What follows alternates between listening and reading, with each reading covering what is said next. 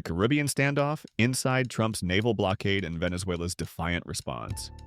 The waters of the southern Caribbean have become the stage for the most dangerous military confrontation between the United States and a Latin American nation since the Cuban Missile Crisis. What began as an anti-drug operation has escalated into a high-stakes game of geopolitical chess that threatens to reshape the balance of power in the Western Hemisphere. The Naval Armada assembles.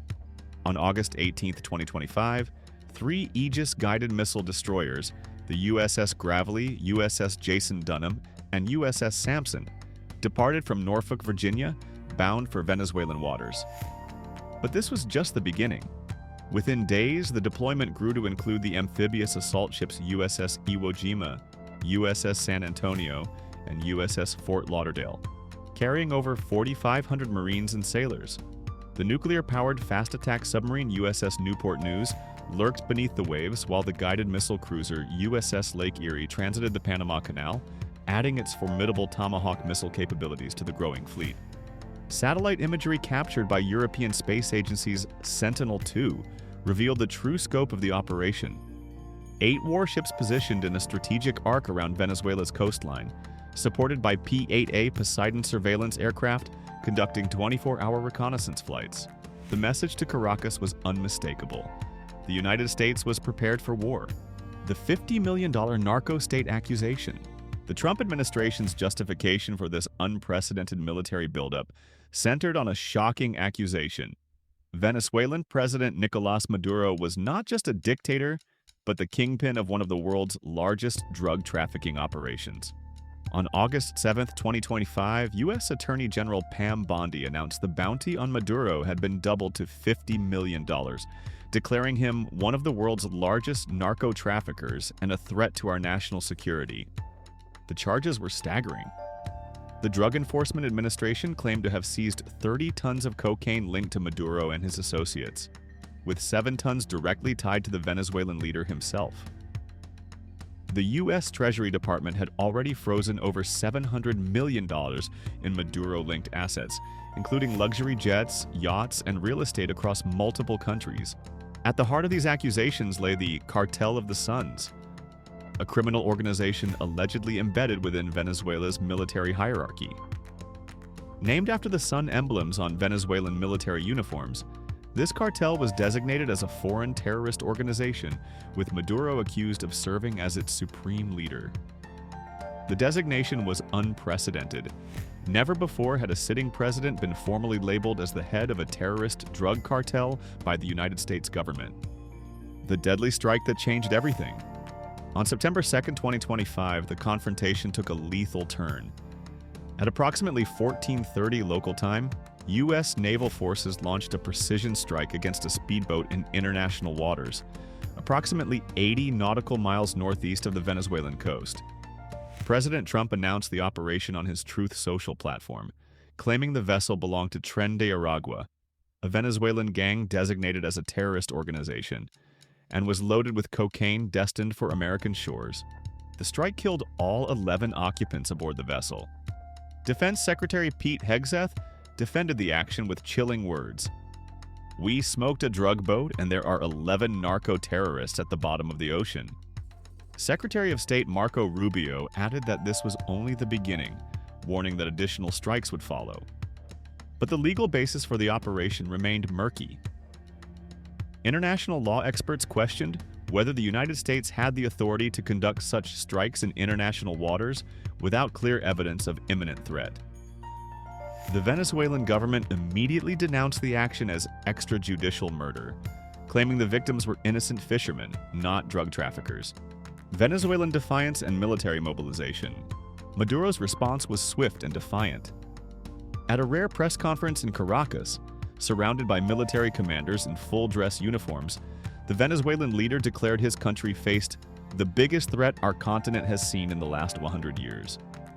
He mobilized over 4.5 million members of the Bolivarian National Militia, ordering them to prepare for what he termed an inevitable American invasion. If Venezuela is attacked, we will immediately enter an armed struggle phase, Maduro warned, his voice echoing through the halls of the Miraflores Palace. We will declare a republic in arms and defend every inch of our sacred territory. Venezuelan Defense Minister Vladimir Padrino announced the deployment of warships and surveillance drones along the country's 2,500-mile coastline.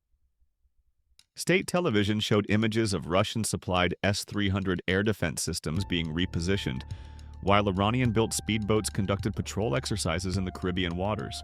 The F-16 incident that nearly sparked war. On September 4th, tensions reached a critical point when two Venezuelan F-16 Fighting Falcons conducted what the Pentagon called a highly provocative flyover of the USS Jason Dunham. The Venezuelan jets approached within 500 feet of the destroyer's superstructure, their weapon systems clearly visible to the American crew below. The Pentagon's response was immediate and threatening.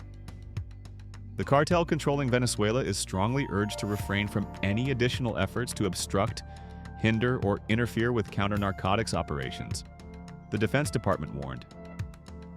President Trump himself issued an ultimatum. If they put us in a dangerous position, they'll be shot down. Within 24 hours, the United States deployed 10 F-35 Lightning II stealth fighters to Puerto Rico, the most advanced combat aircraft in the American arsenal. The message was clear. Any further Venezuelan provocations would be met with overwhelming force, media wars and information battles. The coverage of these dramatic events revealed stark differences between American and Venezuelan narratives. U.S. media outlets like CNN, Fox News, and the New York Times focused on the drug trafficking allegations, emphasizing the threat posed by Venezuelan cartels to American communities. Newsweek published detailed satellite imagery showing the U.S. naval deployment, while highlighting the humanitarian crisis within Venezuela. Venezuelan state media painted a completely different picture. Caracas-based outlets like VTV and Telesur described the U.S. actions as an imperialist invasion, claiming the boat strike video was generated using artificial intelligence. Government spokesperson Jorge Rodriguez accused American media of spreading fake news to justify military aggression against a sovereign nation. The information war extended to social media, where competing narratives battled for dominance. Venezuelan officials shared images of citizens volunteering for military service, while U.S. officials posted videos of drug seizures allegedly linked to the Maduro regime. Both sides accused the other of spreading disinformation and propaganda. The human cost of escalation. Beyond the geopolitical maneuvering, the crisis has taken a heavy human toll. The 11 individuals killed in the boat strike, whose identities remain disputed, became symbols of the conflict's deadly potential. Venezuelan families living near the coast reported feeling trapped between their government's militarization and the threat of American attack. In the streets of Caracas, citizens expressed a mixture of fear and resignation. "We're caught between two forces, and we're the ones who will pay the price," said Maria Gonzalez, a teacher from the capital's El Valle neighborhood. Opposition supporters saw the U.S. pressure as potentially hastening Maduro's downfall, while government loyalists rallied around the flag, viewing American actions as validation of their leaders' warnings about imperialist threats. International reactions and regional implications. The crisis has sent shockwaves throughout Latin America and beyond. Brazil and Colombia, both sharing borders with Venezuela, called for urgent dialogue to prevent the situation from spiraling into open warfare. Mexico's government criticized the U.S. military deployment as a violation of the region's sovereignty, while Argentina and Chile expressed support for American anti-drug efforts. China and Russia, Venezuela's key international allies, condemned the U.S. actions but stopped short of offering military support. Chinese Foreign Ministry spokesman Wang Wei warned that unilateral military actions threaten regional stability, while Russian officials called for respect of Venezuelan sovereignty. The Cartel of the Suns, myth or reality? At the center of the U.S. accusations lies the mysterious Cartel of the Suns, allegedly a vast criminal network embedded within Venezuela's military and government structures. U.S. intelligence agencies claim the organization controls major drug trafficking routes from Colombia to the Caribbean, using Venezuelan territory as a transit hub for cocaine bound for North American markets. The cartel's existence has been disputed by Venezuelan officials, who argue that the United States is manufacturing evidence to justify regime change. However, defectors from Venezuela's military have provided detailed testimonies about corruption within the armed forces, describing systematic involvement in drug trafficking operations. The economic dimension. The crisis has had immediate economic consequences. Venezuela's already collapsed economy faces further pressure as international banks freeze additional assets linked to sanctioned officials.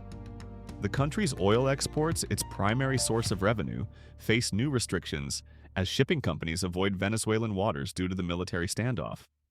Conversely, the U.S. military deployment has cost American taxpayers an estimated $2.3 billion in the first month alone, according to Pentagon accounting. The operation involves not just the direct costs of ships and aircraft, but also the complex logistics of maintaining a large military force thousands of miles from home bases. Looking toward an uncertain future.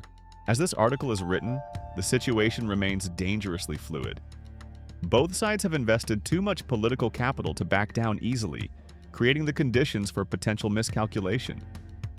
Military analysts warn that a single incident, an accidental collision, a misinterpreted radar signal, or an overzealous commander's decision could trigger a wider conflict with unpredictable consequences. The Caribbean standoff represents more than just a bilateral dispute between Washington and Caracas. It reflects broader tensions between American hegemony and the multipolar world order emerging in the 21st century. The outcome of this confrontation will likely influence U.S.-Latin American relations for decades to come, determining whether the Monroe Doctrine retains its relevance in an interconnected global landscape.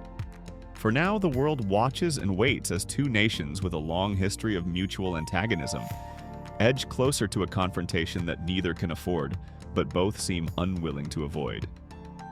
The question remains, will cooler heads prevail, or will the Caribbean become the site of America's next military intervention?